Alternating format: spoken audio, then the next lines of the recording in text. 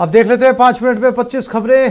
देश में लगातार बढ़ते ओमिक्रॉन के खतरे के बीच पीएम मोदी ने आज कोविड-19 समीक्षा बैठक करेंगे। स्वास्थ्य विभाग के आंकड़ों के मुताबिक जीनोम सीक्वेंसिंग के जरिए अब तक ओमिक्रॉन के 250 मामलों का पता चल चुका है।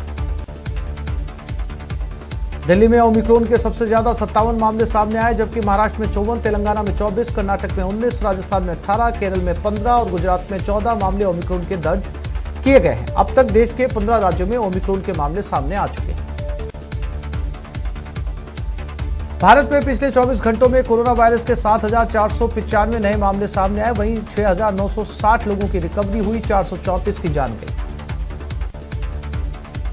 तमिलनाडु में ओमिक्रॉन के 33 नए मामले सामने आए हैं। कोरोना वायरस पॉजिटिव के इन सभी लोगों को नमूने जीनोम सीक्वेंसिंग के जरिए भेजे गए थे, जिसके बाद जांच में इन सभी में ओमिक्रॉन के मामले पाए गए। कांग्रेस महासचिव हरीश रावत को दिल्ली तलब किया गया। हरीश रावत शुक्रवार को दिल्ली पहुंचेंगे, जहां वो कांग्रेस आलाकमान से मुलाकात करेंगे।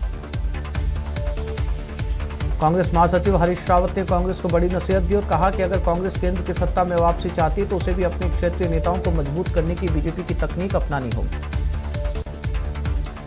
कांग्रेस अयोध्या में बन रहे मंदिर के चंदे में कथित लूट का आज खुलासा करेगी। इससे पहले कांग्रेस ने दावा किया कि बीजेपी के कई नेता और उत्तर प्रदेश शासन के कुछ अधिकारियों ने अयोध्या में निर्माणाधीन राम मंदिर के आसपास की जमीनों को औने पौने दामों पर खरीदा है और जमीन की लूट साल 2019 में सुप्रीम कोर्ट का फैसला आने के बाद की गई।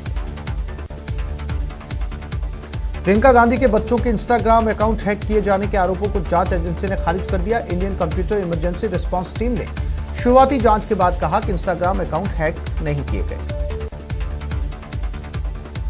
कांग्रेस के वरिष्ठ नेता और सांसद शशि थरूर ने अजीबोगरीब बयान दिया। उन्होंने सदन की कार्रवाई में व्यवधान नहीं डालने की वकालत करते हुए कहा कि कुछ हद तक विपक्ष खुद के हाशिए पर जाने के लिए स्वयं जिम्मेदार है।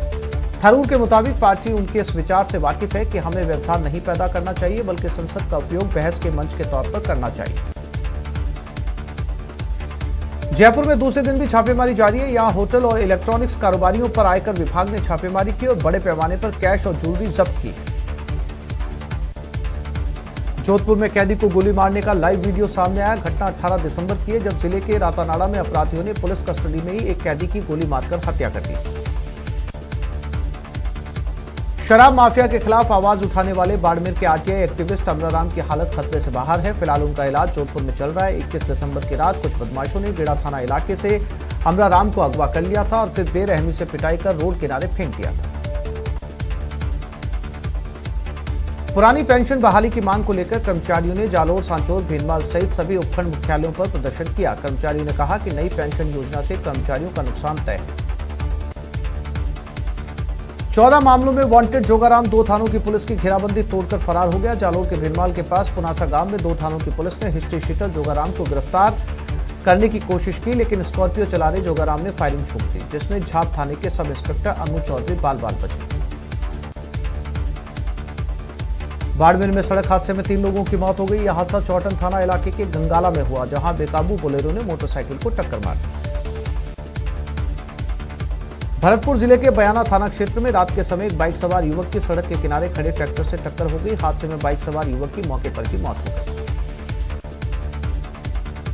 भरतपुर में एक बेकाबू ट्रक ने टोल बूथ को टक्कर मार दी, जिसमें ट्रक क्षतिग्रस्त हो गया और टोल बूथ धराशायी। ये हादसा कामाकोसी रोड पर झिलावटी गांव के पास हुआ।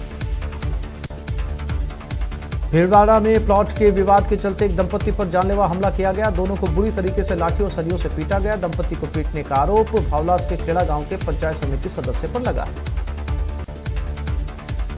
भरतपुर में लगातार सर्दी के सितम से राहत मिलती दिख रही है। तापमान में बढ़ोतरी हुई और रात का तापमान 5 डिग्री रहा। उसके बाद सुबह लोगों ने सर्दी से निजात पाई। हालांकि मौसम विभाग ने 25 दिसंबर के बाद बारिश की आशंका जताई। कोटा में भी ठंड से लोगों की हालत खराब है। रात के समय पारा तकरीबन 3 डिग्री तक पहुंच गया, लेकिन आज मौसम ने कुछ राहत दी और पारा 3 से बढ़कर 9 डिग्री के पास पहुंच गया है। मरुधरा पर मौसम का डबल अटैक जारी रहेगा। मौसम विभाग ने अगले 2 दिनों में 2 पश्चिमी विक्षोभ सक्रिय होने के संकेत दिए। क्रिसमस के बाद 3 दिन बरसात के आसार रहेंगे। आईपीएल 2022 के लिए खिलाड़ियों के मेगा ऑक्शन की तारीख तय हो चुकी है। खबरों के मुताबिक ऑक्शन 7 और 8 फरवरी को होगा। बीसीसीआई ने तय किया कि 2 दिन तक चलने वाली नीलामी बेंगलुरु में होगी। पहले ऑक्शन दुबई में होने की खबरें हैं। एशियन चैंपियंस ट्रॉफी के रोमांचक मुकाबले में टीम इंडिया ने चिर प्रतिद्वंदी पाकिस्तान को 4-3 से हरा दिया। मैच में जीत के साथ भारतीय टीम ने न सिर्फ ब्रॉन्ज मेडल पर कब्जा किया बल्कि इस टूर्नामेंट में तीसरे स्थान पर फिनिश किया। वहीं पाकिस्तान चौथे पायदान पर रही। भारत दक्षिण अफ्रीका टेस्ट से पहले आईसीसी ने रैंकिंग जारी कर दी है। भारतीय कप्तान विराट कोहली को इसमें नुकसान हुआ, वो एक स्थान नीचे खिसककर 7वें स्थान पर आ गए। बीसीसीआई और विराट कोहली के बीच चल रहे कप्तानी विवाद में विराट को पूर्व सिलेक्टर दिलीप वेंगसरकर का साथ मिल रहा है। दिलीप वेंगसरकर ने कहा कि भारतीय टीम के कप्तानों को बेवजह हटा देना बीसीसीआई की पुरानी आदत रही है। विराट के प्रदर्शन को देखते हुए बेहतर विदाई के हकदार थे।